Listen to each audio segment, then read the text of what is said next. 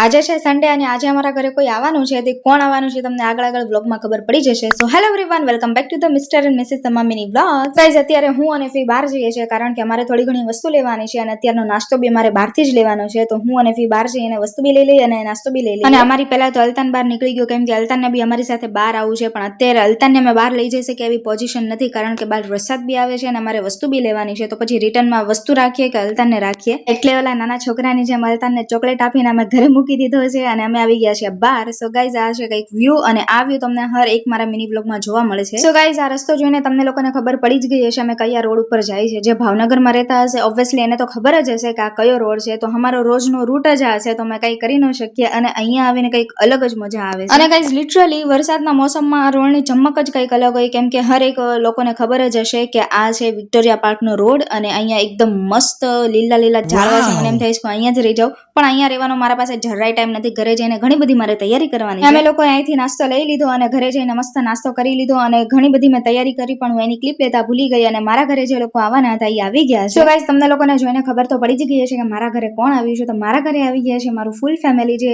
એટલા ટાઈમ પછી આવ્યા છે, એટલું બધું બોલાવ્યા પછી આજે ફાઇનલી લોકો આવી જ ગયા. આખો દિવસ અમે લોકોએ શું એન્જોય કર્યો, ક્યાં ગયા ક્યાં નહીં, તમને મારા નેક્સ્ટ વ્લોગમાં જોવા મળી જશે. Bye bye.